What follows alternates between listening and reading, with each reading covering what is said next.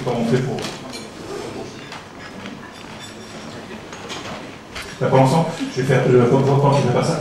Comment on pose la question? Parce que je pense que si on pose la question comme elle a été posée ici, en partant par l'assurance directement, il est normal qu'on ait une réaction prise. Si on avait posé la question, parlez-moi de santé, parlez-moi d'automobile, parlez-moi de votre maison, parlez-moi de certains risques, je pense que la réponse aurait été légèrement différente. J'insiste sur ça parce qu'on va en parler, je vais vous montrer quels outils on met à disposition et que vous avez à disposition gratuitement pour faire ça. Mais sur la tête en particulier, la partie études de marché demande cette approche un peu particulière aux questions. Premier point. Deuxième point, après je ferai ma thèse, mais je vais en profiter. Sur la partie, pour la partie e-commerce, il y a quelque chose qui m'a étonné, parce que je me dis, mais pourquoi est-ce qu'il y a des pays qui sont beaucoup plus développés en e-commerce que d'autres? Alors on se dit c'est lié aux cartes de crédit, au taux de présence de cartes de crédit, aux moyens de paiement. C'est lié à la topographie du pays. En Russie, par exemple, il y a très peu de bancarisation, mais l'e-commerce devient important parce que se déplacer est compliqué, et donc on fait arriver les choses chez soi, même en les payant comptant. Et puis il y a des pays dans lesquels, comme au Moyen-Orient, il y a très peu d'e-commerce, parce que les gens ont un véritable plaisir à aller dans le magasin et une recherche de relations qui est très personnelle, et ils sont convaincus que le prix se négocie, et que donc c'est dur à négocier sur Internet. On négocie moins sur Internet. Ce qui peut-être va changer avec le temps d'ailleurs. Mais ce que je veux dire par là, c'est que je pense qu'il faut regarder les caractéristiques particulières un peu de chaque population et de chaque pays pour vraiment comprendre comment Internet va être utilisé. Ce qui est étonnant pour Google, c'est qu'on voit qu'Internet est tout aussi important dans un pays comme Israël, où c'est surtout lié vers l'exportation. Ils utilisent Internet pour sortir de leur pays, alors que dans leur pays, vous imaginez bien, la logistique est très compliquée dans un pays qui est entouré par de la tension. Alors qu'en France, l'e-commerce devient de plus en plus important. Voilà. Donc je pense que c'était juste pour en profiter une seconde, réagir à ça. Alors de quoi on va parler? Avant tout, j'aimerais parler de la relation des gens avec Internet. Et pour ça, j'en ai que deux, mais j'ai une petite pub Google. Alors ça, c'est l'histoire d'un garçon qui tombe amoureux d'une fille. Il est américain, il va à Paris. Il faut qu'il lui parle. Et il utilise Internet en fait pour tout. Il utilise Internet pour comprendre, pour trouver du chocolat, pour vivre sa relation dans chaque moment. Il faut qu'il fasse de la culture, parce qu'il faut quand même qu'il l'impressionne un peu. Après, comment on fait quand on vit moins, elle est là.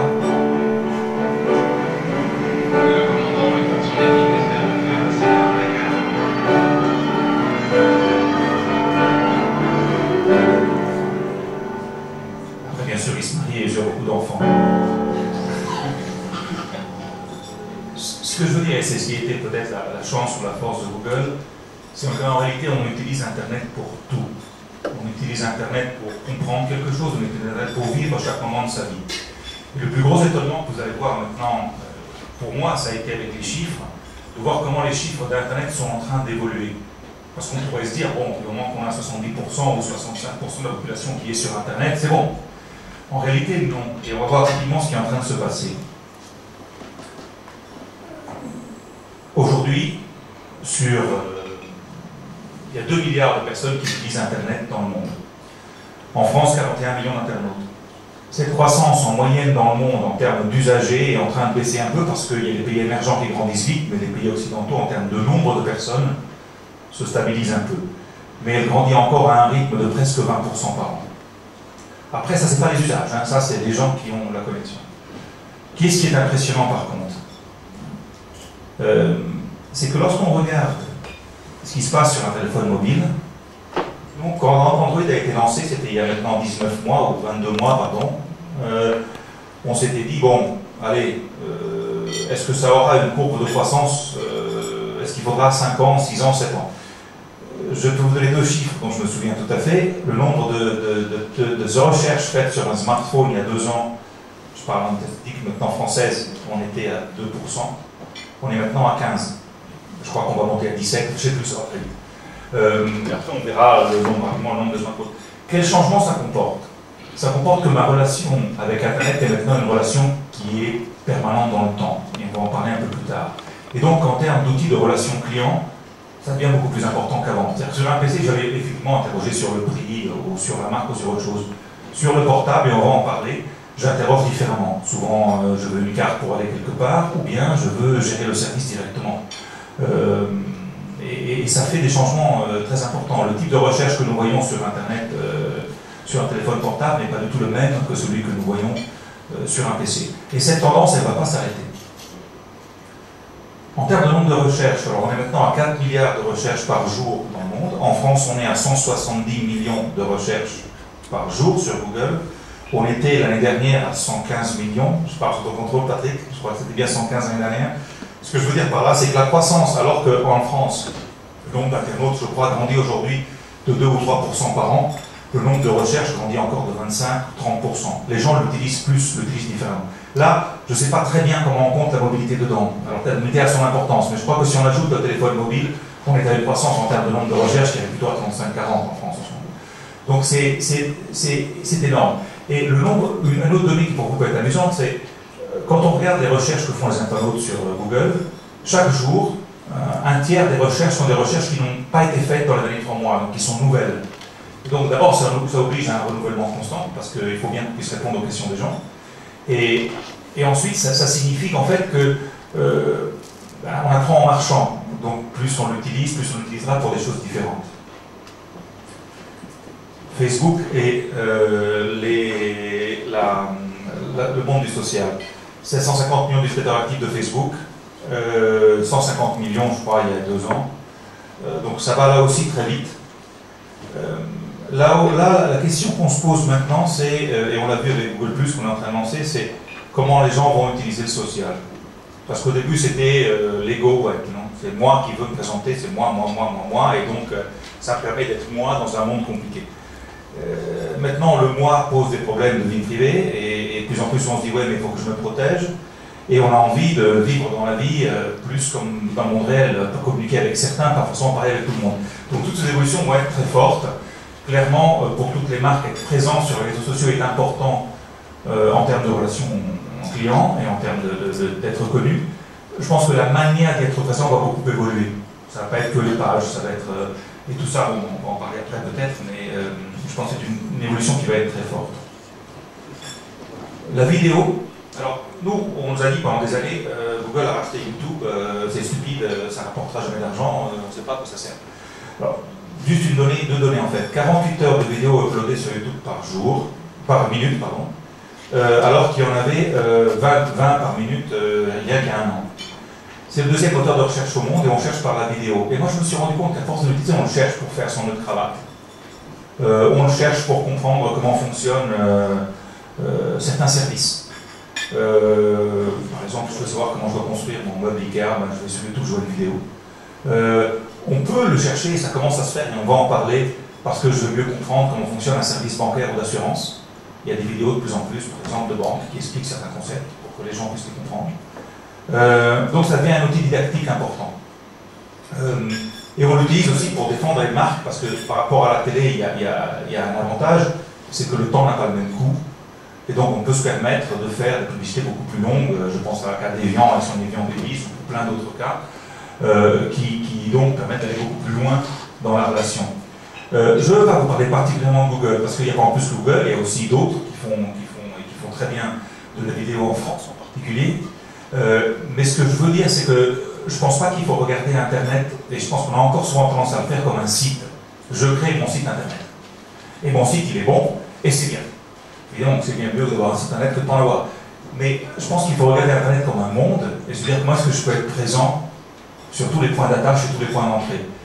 Ça n'a pas de sens d'avoir un super site et de ne pas avoir de présence sur YouTube. Elle est gratuite en plus, on met les vidéos dedans, après on voit comment on les utilise, c'est la promotion qui coûte. Mais comment est-ce qu'on fait en sorte d'être présent par toutes les portes d'entrée? Être présent sur Facebook, être présent là où on veut, d'une manière qui soit cohérente. Nous, on a toujours insisté sur le fait, en termes de logiciels, je sais qu'il y a des personnes de l'informatique ici, il faut des architectures ouvertes. L'architecture ouverte, pourquoi? Parce que ceux qui travaillent en architecture ouverte, par exemple, ont plus de facilité à aller vers un téléphone mobile aujourd'hui. Et aujourd'hui, le gros problème qu'on voit pour beaucoup de sites, c'est que les porter sur mobile devient extrêmement compliqué et coûteux. Et aujourd'hui, c'est le mobile. Demain, il y aura peut-être d'autres choses qu'il faudra changer. Et donc, l'architecture ouverte permet d'être beaucoup plus rapide devant les évolutions, de prendre moins de risques et de faire en sorte de pouvoir travailler avec de plus en plus d'autres. Ce qu'on a appris aussi sur Internet, chez Google, à force d'y travailler, c'est que l'histoire de Superman qui ouvre sa chemise et qui dit « moi je fais tout seul », ça ne marche pas. On est dans un monde dans lequel aujourd'hui, de plus en plus des niches se créent, d'autres qui sont spécialistes par service. Et donc, pouvoir interagir avec d'autres devient très important. Par exemple, quand on parle de distribution, on parlera après de comparateurs, etc. On parlera après d'autres opérateurs qui rentrent dans le secteur. Tout le monde de la distribution s'est extrêmement modifié et on est forcé de pouvoir faire certaines formes de collaboration, mais on veut les faire en respectant ses propres caractéristiques. Et donc, ça suppose bien évidemment un outil informatique qui suit. Alors l'e-commerce, je ne vais pas en parler pendant des heures parce que je veux passer plutôt aux usagers et à l'assurance. Mais là, pour moi, c'est le verre à moitié plein ou à moitié vide. Si on regarde dans le monde, 3% uniquement des achats se font aujourd'hui sur Internet. Alors c'est peu, c'est très peu. On pourrait se dire que c'est un potentiel énorme, ça peut grandir et donc il faut s'en occuper. On dit 84% des utilisateurs ont déjà effectué un achat en ligne. En France, je crois que c'est 71% ou 72%. Donc on peut se dire ça veut dire que c'est beaucoup de monde. Oui, est-ce que c'est peu, est-ce que c'est beaucoup? Je pense que l'important, c'est aujourd'hui, la plupart des achats sont influencés par Internet pendant la phase d'achat.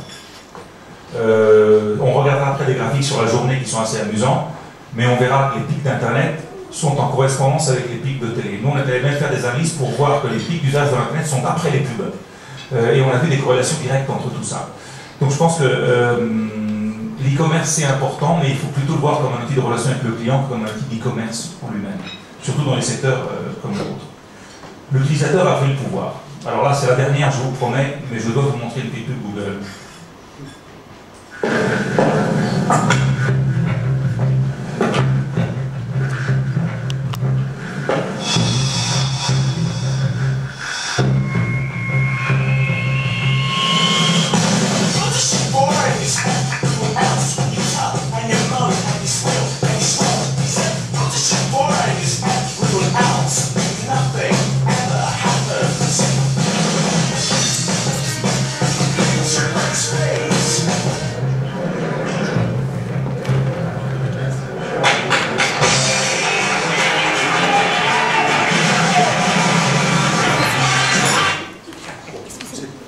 C'est un peu excessif, ça ne va pas encore si vite que ça. Mais moi, si je voulais, pour être totalement franc, moi, la première difficulté que j'ai avec Internet, c'est quand j'ai commencé à en occuper avant Google, c'est ça vous met tout nu en fait, ce truc-là. C'est-à-dire que, avec les blogs en plus, c'est devenu de plus en plus évident, on ne peut pas se cacher. Les gens peuvent rechercher ce qu'ils veulent et ils vont le trouver d'une manière ou d'une autre. Les gens se renseignent sur tout. Aujourd'hui, maintenant ils l'ont vraiment compris. Il y a 5 ans c'était différent. Et donc ça oblige à une beaucoup plus grande transparence. Et ça oblige aussi à une meilleure capacité de s'exprimer qu'avant. Parce que vous avez besoin de vous faire connaître pour ce que vous êtes. Alors on parlait avant de l'importance de la marque. Je ne vais pas dire le contraire, Stanislas. Je ne vais pas te dire que la marque ça compte pas, parce que ça serait un mensonge. Elle compte énormément. Et tu as raison. Mais ce que je veux dire, c'est qu'il y a des marques qui se sont créées au moment d'Internet très rapidement. Peut-être pas dans l'assurance, peut-être pas dans la finance, peut-être pas dans les médias, mais il y a beaucoup de marques qui se sont créées très rapidement et qui ont changé très rapidement. Et ça, c'est parce que la relation devient très forte sur un thème spécifique et de là, on élargit. Donc, je ne suis pas en train de dire qu'il faut créer des marques, parce que ma conviction, c'est que quand on a sa propre marque, il est plus facile de la porter sur Internet que de créer une marque sur Internet, surtout dans les services comme l'assurance ou la banque, je pense qu'on l'a vécu, heureusement ou malheureusement, dans les dernières années. Toutefois, la marque, elle évolue et elle vit. Et je pense qu'il y a un travail important à faire de se dire, mais quel est vraiment le DNA de ma marque et comment je le fais évoluer sur Internet et comment je travaille ce DNA. C'est plus statique, on est obligé de le vivre. Je vais vous donner quelques exemples de ça pour en parler un peu. Juste avant d'entrer dans les détails, un autre point évidemment qui est important, c'est de parler de quantité. Il y a un outil sur Google qui s'appelle Insight for Search, tendance de recherche, traduit en français.